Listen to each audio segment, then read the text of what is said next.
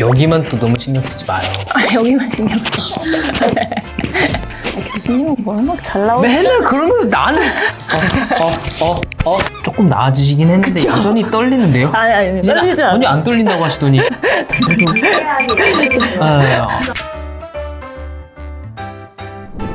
안녕하세요. 여러 간들에 대해 간드러지게 알려드리는 간들간들입니다. 오늘은 홍석균 교수님을 모시고 간절제 환자들이 입원 후에 어떤 치료 과정을 거치는지 한번 알아보도록 하겠습니다. 안녕하세요. 안녕하세요. 앞선 편에서는 간절제 수술을 위해서 어떤 검사들을 해야 된다라는 거를 서상규 펠로우 선생님, 이소라 선생님이 한번 설명해 주신 바가 있는데요. 이번 시간에는 수술한 다음에 어떠한 조치, 어떠한 과정으로 퇴원까지 하게 되는지에 대해서 설명을 하려고 합니다. 교수님, 네. 수술 전날에 환자들이 어떤 조치를 취하게 되나요? 보통은 수술 이틀 내지 3일 전에 입원하게 되고 이틀 내지 3일 전에는 수술하기에 앞서 정밀한 검사들을 시행하게 되고요. 수술 전날에는 일상적으로 생활을 하시면 됩니다. 다만 일반적으로는 자정부터는 금식을 하게 되고요. 몸무게, 키 같은 건 기본적으로 재게 되고 털이 많으신 분들 같은 경우에는 복부에 있는 털 같은 거를 제모하게 되는 과정이 필요하게 됩니다. 좌약 같은 걸 넣게 되는데 가스가 많이 들어있다든지 하면은 수술하기가 어렵거든요. 위험할 수도 있고 좌약이나 그 다음날 시행하게 되는 관장 등을 통해서 가스를 좀 빼내는 과정을 겪게 됩니다. 수술 과정 중에 저희가 항생제를 사용하게 되는데 이 항생제에 알레르기 반응을 보이지는 않는지 확인하는 과정을 또 거치게 됩니다. 간 수술 같은 거 하는 경우에는 수혈을 하게 되는 경우도 드물게 있거든요. 수혈에 대한 준비를 위해서 다시 한번 혈액형을 확인하는 과정도 있습니다.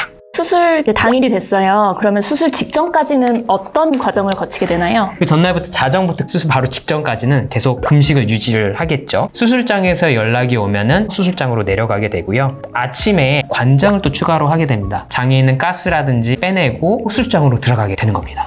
그러면 수술이 너무 잘 끝났어요. 수술 직후에는 이제 어떤 과정을 거치나요? 수술 직후에는 처방 목록이 딱 적혀 있는데 매우 길어요. 초반에는 혈압에 문제는 없는지 맥박수 변하는 문제가 없는지 이런 걸 봐야 돼서 초반에는 거의 4시간에 한 번씩 계속해서 간호사님들이 혈압 같은 것도 재고 맥박도 재고 호흡수도 재고 활력 징후라고 하죠. 깨어있는 상태인가요? 대부분이 회복실에 들렀다가 나오게 되기 때문에 의식을 차린 상태에서 일반 병실로 오시게 돼요. 잠 못 들도록 막 깨우시는 거죠? 그 이유는 이제 폐가 펴져야 되기 때문에 금방 또 잠들면은 심호흡을 못하면은 폐가 빨리 펴지지 못할 수가 있어요. 무기폐라는 문제도 생기고 폐렴 같은 것도 잘 오기 때문에 보호자분들께 좀 얘기도 많이 나누시고 금방 잠들지 않게 심호흡을 중간중간 하시게끔 격려해달라는 뜻입니다. 아직도 금식은 유지를 하시게 되고요. 아주 조그맣게 절제를 할 경우에는 이런 게 필요 없지만 수류탄처럼 생긴 베이컨을 가지고 나와요. 얼만큼 하루 동안 양이 나오는지 이런 걸 간호사님들이 기록을 하게 되고요. 콧줄, 소변줄을 가지고 나오는데 하루 정도는 유지를 하게 됩니다. 복부 둘레도 재게 되고 간 재생에 좀 도움이 된다고도 알려져 있고 환자분이 아무리 심호흡을 잘하더라도 아직은 지금 회복 과정 중이기 때문에 산소도 공급을 하게 돼요. 수술 직후에 오심이나 구토 같은 게 또 생길 수가 있어서 도움이 될 만한 약 같은 것도 들어가게 돼요. 더 중요한 건 진통제죠. 자가조절 진통제란 걸 달고 나오거든요. 그리고 피검사를 통해서 간 수치, 빈혈 수치 이런 것들을 수술하고 나서 문제가 없는지 점검을 하게 되죠.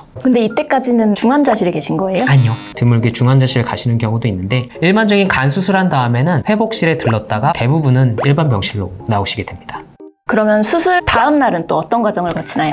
마찬가지로 활력 징후를 4시간 정도에 한 번씩은 계속 체크를 하게 되고 되도록이면 너무 많이 돌아다니는 걸 추천드리지는 않지만 그렇다고 또 너무 가만히 누워있게 되면 장운동이 돌아오지 않아요. 배가 불편하지만 그래도 잠깐 서서 왔다 갔다 정도 할 수 있게끔 격려를 하고 있고요. 이때부터는 콧줄을 빼고 물 같은 거를 드실 수 있게 말씀을 드리는데 이거는 환자분들마다 다를 수 있습니다. 많은 경우는 수술하고 나서 다음 날 정도부터는 물은 콧줄 빼고 드시게 되는 경우가 대부분입니다. 수술 직후에는 가지고 있다가 다음날 걷는데 용이하게끔 소변줄도 마찬가지로 빼게 됩니다. 그리고 아직은 금식이거나 물만 드시기 때문에 수액을 계속 달고 있어요. 수액에 대한 처방이 들어가 있고 위염이라든지 위가 좀 쓰릴 수가 있어서 이러한 약들, 가래 같은 걸 잘 뱉어낼 수 있게끔 약들을 드리고 있습니다. 피검사도 항상 시행하게 됩니다. 그러고 또 다음 날에는 그리고 수술하고 이틀째죠. 일반적으로는 이제 이때가 되면은 어느 정도 장운동도 돌아오기 때문에 어느 정도 안정기에 접어들었다 해서 활력 징후도 한 8시간 간격에 한 번씩 체크를 하고 죽식을 이제 시작하게 됩니다. 이제 지금부터는 장운동이 돌아올 수 있게끔 되도록이면 많이 걸을 수 있게끔 격려를 하게 되고요. 아직 잘 드시지 못할 수가 있기 때문에 위가 쓰릴 수 있는 거에 대한 위 보호제, 우루사라고 해서 뭐 간장 보호제 같은 걸 처방하게 됩니다. 수술 다다음 날에도 빈혈 수치나 백혈 수치, 염증 수치 수치, 콩팥 기능 수치, 간 기능 수치 이런 기본적인 검사들은 나가게 됩니다. 그리고 또 하나가 있는데요.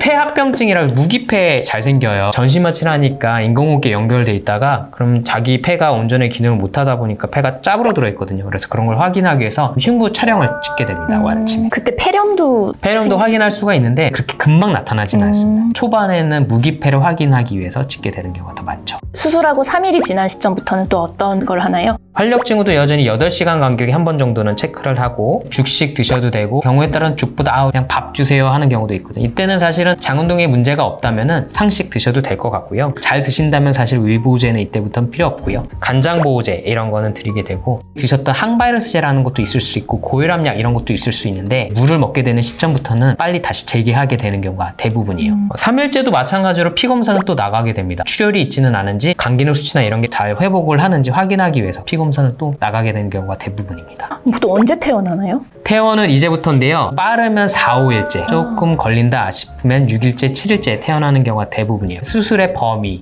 종양이 얼마나 컸었는지, 간을 얼마나 절제했었는지, 기저질환을 알고 있는 분들이 계시잖아요. 고혈압이 있었다든지, 예전에 수술을 받았다든지 이런 거에 따라 조금씩 차이는 있을 수 있습니다만 4일부터는 크게 다르지는 않습니다. 대부분 이제 상식 같은 걸 드시게 되고 간장 보호제 정도만 들어가게 되고 수액이나 이런 건 거의 다 제거를 한 상태고 피주머니라고 표현을 하는데 배액관만 남아있게 돼요. 퇴원 하루 직전에 CT라는 검사를 다시 한번 찍거든요. 뱃속에 고여있는 물이 또 있지는 않은지 확인을 하는 거고 거기서 문제가 없다면 피주머니는 빼고 다음날 퇴원하게 됩니다. 그래서 예를 들면 뭐 6일째 퇴원 예정이다 라고 한다면 보통은 5일째 정도의 CT를 찍고 거기서 문제가 없으면 그 다음날 퇴원하게 되세요. 그렇다면 퇴원하는 날 주의사항이나 이런 걸 알려드리는 게 있으신가요? 제일 사실 퇴원하는 날 궁금해하시는 게 실밥 뽑고 갈 수 있나요? 이런 것들을 많이 궁금해하세요. 수술하는 거에 따라 좀 다릅니다. 근데 일반적으로 제가 복강경 수술을 하고 할 경우에는 실밥이 따로 있지는 않거든요. 가볍게 샤워하는 거는 가능해요. 보통 샤워하고 하다 보면 붙여놓은 테이프들이 뜯어지거든요. 저절로 뜯어지게 놔두면 되고요. 실밥으로 꼬맨 경우도 드물게 있거든요. 그런 경우는 저희가 퇴원할 때 주치의 선생님이나 지정의 선생님 통해서 확인받고 뺄 수 있으면 빼고 가는데 경우에 따라서는 나중에 외래 와서 빼야 되는 경우도 있습니다. 그거는 퇴원하시기 직전에 간들간들 통해서 확인을 받고 퇴원하시면 됩니다. 피검사를 하고 퇴원하신 경우도 있어서 검사 결과를 보고 11시 전후로 퇴원하시는 경우가 대부분입니다.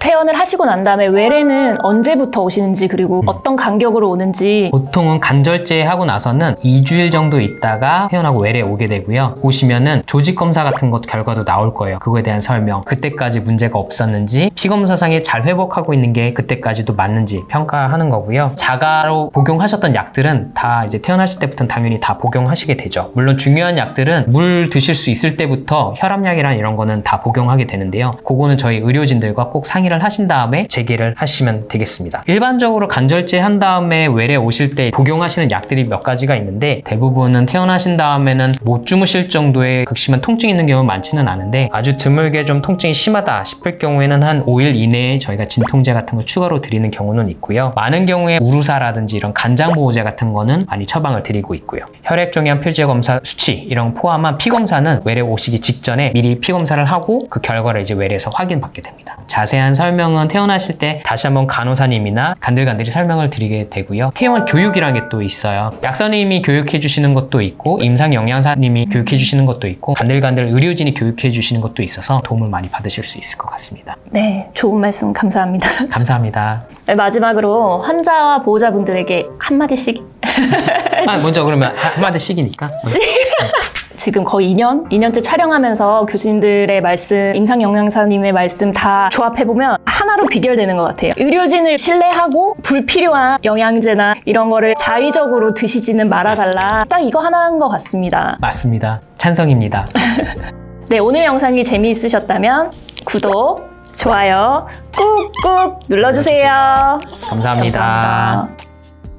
궁금한 게 있는데요. 네. 어느 정도 간이 남아 있으면 간 절제를 고려하나요? 너무 적게 남게 되면 이식을 해야 되잖아요. 어느 정도 간 기능이 유지가 된 상태, 일반적으로는 한 20-30%, 적어도 30% 이상은 남아야지 안전하게 할 수 있다고 되어 있고 간경화는 간에 전반적으로 다 생기는 겁니다. 어떤 부분만 있는 게 아니고요. 남아있는 간도 마찬가지로 간경화 심하지 않다면 40%, 50% 남고 수술할 수가 있는데 간경화가 많이 심한 경우라면 50%만 절제해도 그건 상당한 30%면 위험할 수가 있어요. 간이 안 좋은 사람에서의 30%는 위험할 수가 또 있어요. 그래서 얼마만큼 간 경화가 진행되어 있는지에 따라서 몇 %가 남는지는 좀 다를 수 있습니다.